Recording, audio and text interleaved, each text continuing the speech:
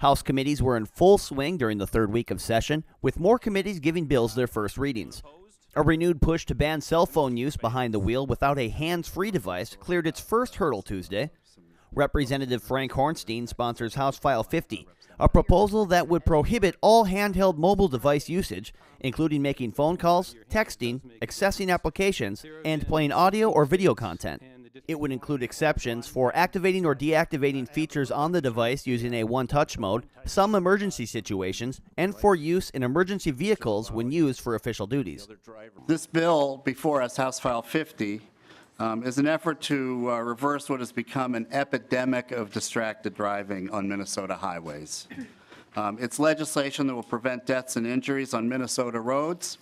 And in recent years, members, there have been an average of 59 deaths and 223 serious injuries in our state due to distracted driving.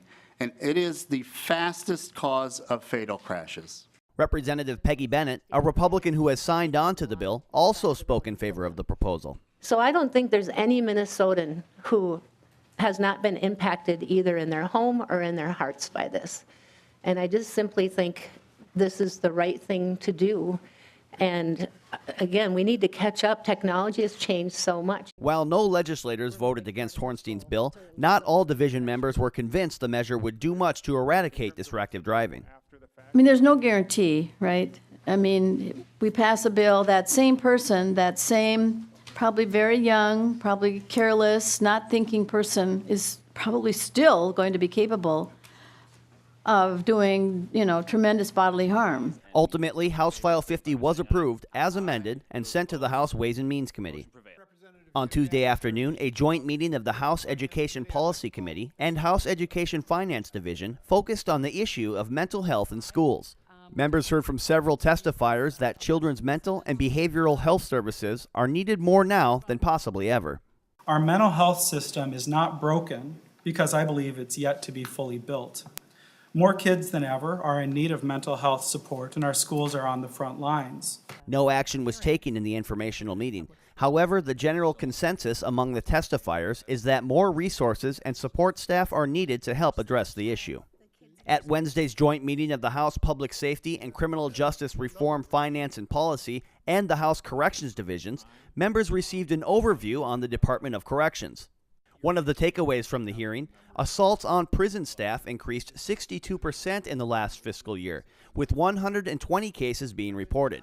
This fiscal year hasn't been much better, with an already high number of assaults occurring. Newly appointed Corrections Commissioner Paul Schnell spoke at the hearing. I've been out and about talking to folks, stakeholders on a variety of fronts, both the community side as well as offenders in our prisons, some on supervision, as well as certainly a lot of our staff. We know, as Representative Chair Considine kind of pointed out, that without safety, we can do nothing. No action was taken at the meeting. On Thursday, the House Taxes Committee was visited by officials from the Department of Revenue, who gave an overview on what to expect for the 2019 tax filing season. Revenue Department Commissioner Cynthia Bowerly spoke to members about the state's tax return process and what tax filers should expect this season. Every return is different, and we review every return either electronically or with trained staff to make sure that the right refund goes to the right person. If we have questions or is there something that's missing from a return, we will send a letter to a taxpayer and ask them to give us a call or send that information back in so that we can make sure that the right amount really is getting to that person. And then once approved, individuals either receive their refund by mail or directly into their bank account. On Thursday, the House Agriculture and Food Finance and Policy Division was briefed on an important topic: farm stress and rural mental health support. Everything in farming is changing and changing fast, and the stress on farms, there's always been a ton of stress on farms, and now there's stresses that we can't control. Department of Agriculture officials and farming advocates spoke to members about farming and rural stress. It's an issue that's affecting some Minnesota farming communities.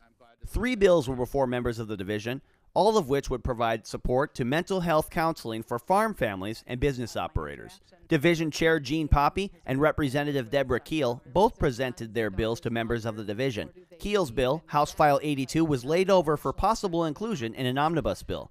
Keel's bill House File 84 and Poppy's House File 232 was laid over for future consideration.